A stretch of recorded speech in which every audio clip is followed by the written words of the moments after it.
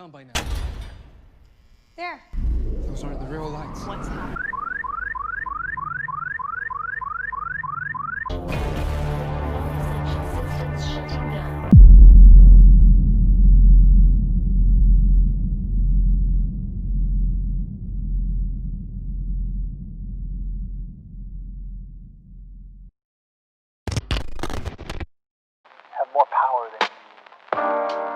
Oke cuy, kali ini kita akan merangkum sebuah film yang bergenre thriller yang rilis pada tahun 2019 lalu.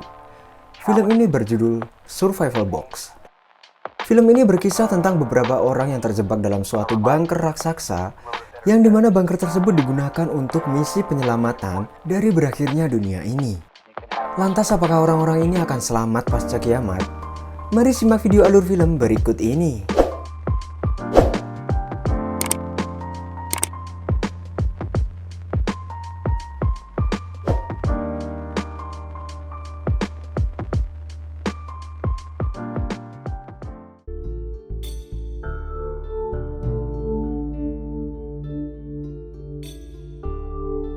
Di awal film, kita diperdengarkan pengumuman radio tentang pengeboman kota Hiroshima pada Perang Dunia Kedua dan berlanjut mengenai berita tentang pemusnahan massal antara Amerika Serikat dengan Korea Utara yang berada di ambang batas permusuhan karena pihak Amerika mencuri korek api milik Korea Utara sehingga tidak bisa nyalain rokok dan akan meluncurkan senjata pemusnah massal.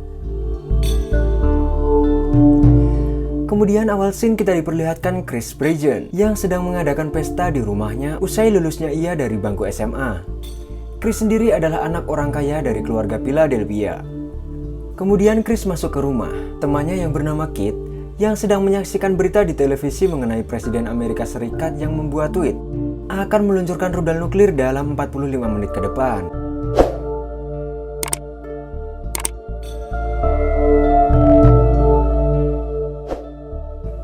Di sini Chris menganggap ini semua hanyalah omong kosong belaka. Scene berpindah pada saat Chris mengobrol dengan Amy yang didatangi oleh seorang pria yang rupanya semacam orang kepercayaan keluarga tersebut. Dia memperingatkan bahwa tidak bisa menyediakan ciu untuk anak yang masih di bawah umur. Tetapi Chris membantah karena saudara tirinya yang ciu lovers akan ikut berpesta bersama Chris. Pria ini bernama Josh.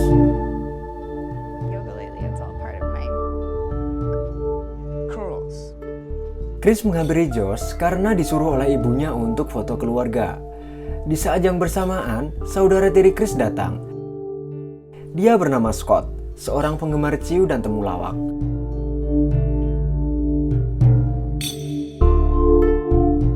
Setelah itu, Chris mengajak Amy dan Travis masuk ke basement bawah tanah untuk berpesta, di mana tempat itu yang nantinya akan menjadi bunker raksasa. Perlu diketahui, Travis ini mengidap penyakit asma dan dia selalu membawa alat bantu bernafas ketika asmanya kambuh.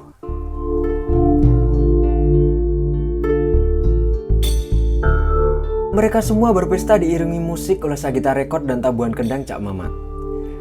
Bermain biliar, minum ciu, amer, congyang, dan konsumsi jamu kuat yang terlihat sangat normal saat clubbing pada umumnya. Terlihat Kit juga ikut berpesta. Di sini, Kit adalah seorang yang berwatak dingin. Setelah pesta selesai, mereka semua berkumpul.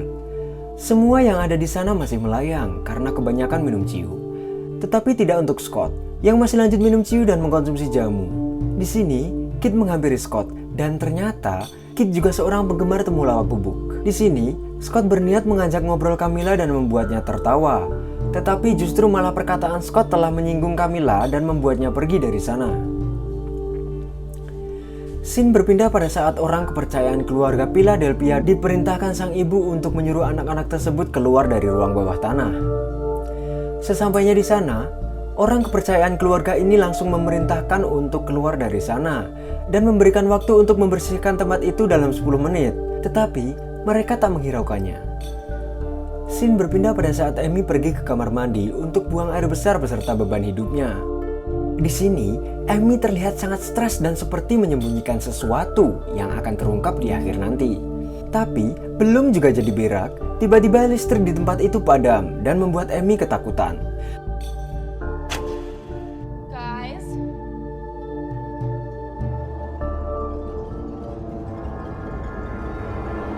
Dan tiba-tiba tidak terjadi apa-apa. Could be back on by now.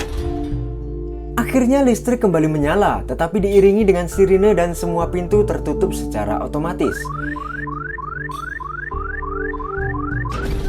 Di sini Scott ingin langsung keluar, tetapi tidak bisa karena ternyata ruang bawah tanah itu adalah bunker keamanan yang dimana jika terjadi bencana, bunker itu akan otomatis mengontrol pakai R dan menutup semua pintu masuk untuk mengaktifkan sistem daur ulang energi, termasuk listrik dan udara. Jika ada yang mencoba membuka paksa pintunya, ternyata pintu itu sudah terpasangi peledak. Hal itu bertujuan supaya tidak ada yang keluar dari sana. Dan bisa ditarik kesimpulan bahwa di luar sana sedang terjadi bencana yang sangat berbahaya. Saat semua orang kebingungan dengan apa yang terjadi, tiba-tiba komputer yang ada di sana menyala dengan sendirinya. Di sini, Chris segera mengakses komputer tersebut untuk membuka pintunya. Tetapi komputer ini memberi tanggapan bahwa di luar sana tingkat radiasi stabil. Dengan ini, dapat disimpulkan bahwa Amerika dan Korea Utara benar-benar telah meluncurkan rudal nuklir pemusnah massal. Di sisi lain, terlihat Kit yang sedang mencoba menghubungi dunia luar dengan menelpon beberapa orang. Tetapi di sini usahanya gagal, karena jaringan teleponnya sudah dicabut oleh operator dikarenakan telat bayar tagihan bulanan.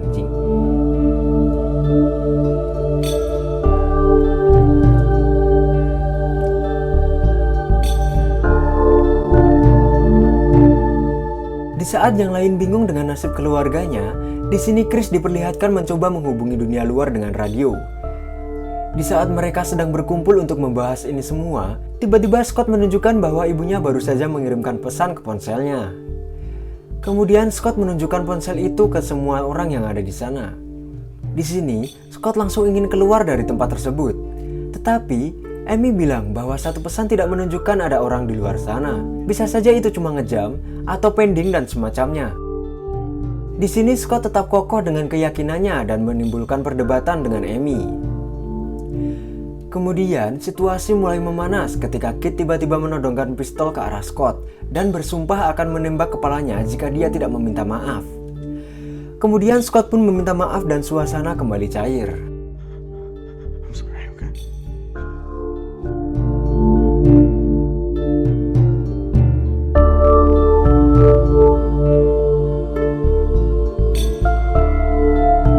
Diperlihatkan Camilla mulai mengambil beberapa pakaian ganti dari ruang penyimpanan, dan Amy juga mulai beradaptasi dengan memasak makanan di dalam bunker itu. Fokusnya kemana? Salah, kesini. Lanjut. Di sisi lain, Josh mulai membiasakan diri hidup seperti biasanya dengan berolahraga di atas treadmill, sedangkan Scott masih sibuk mencari sinyal karena masih beranggapan bahwa ibunya benar-benar mengirimkan pesan kepadanya kemarin. Di sini Scott benar-benar akan pergi dari sana dan ingin mengajak Kit pergi juga, karena Scott merasa bahwa mereka itu sama. Perlu diketahui, di dalam bunker itu hanya terdapat 2 jas anti radiasi yang bisa dipakai. Di sini, Scott ingin membawa kedua jas itu bersama Kit. Tetapi, Josh dan yang lain bilang bahwa itu tidak adil dan harusnya menyisakan 1 jas untuk keadaan darurat. Di dalam perebutan jas itu, tiba-tiba Travis bilang bahwa yang pantas mendapatkan jas itu adalah Amy. Dan disinilah rahasia Amy terbongkar. Ternyata Amy ini sedang mengandung. Because I'm pregnant. Mungkin karena suka jajan sembarangan tanpa pengaman. Ngomong apa sih? Cukup. Di sini, Kit yang semula akan ikut pergi bersama Scott memutuskan untuk tinggal dan tidak bisa membawa kedua jas tersebut. Scott berusaha membujuk Kit, tetapi keputusannya untuk tinggal sudah bulat. Scott pun akhirnya keluar dari bunker tersebut dengan memakai jas anti radiasi. Setelah itu, semua orang berkumpul di depan komputer melihat CCTV yang memperlihatkan Scott pergi dari sana.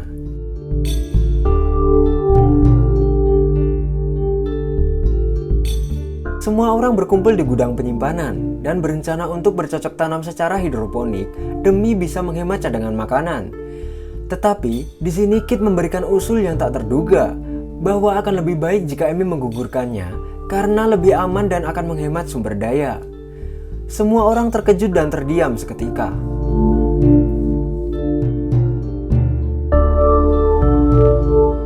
Scene berpindah pada Josh dan Camilla.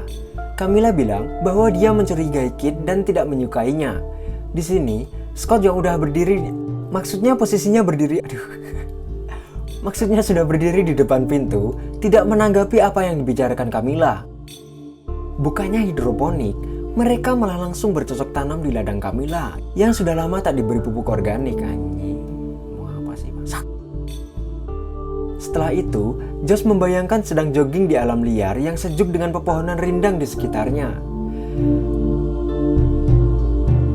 Terlihat Kit yang diam-diam mencuri makanan di gudang, tetapi di sini Camilla terbangun karena mendengar suara di gudang makanan yang dekat dengan kamarnya. Dan benar saja, ketika Camilla terbangun untuk mengecek, dia melihat Kit yang sedang mencuri makanan.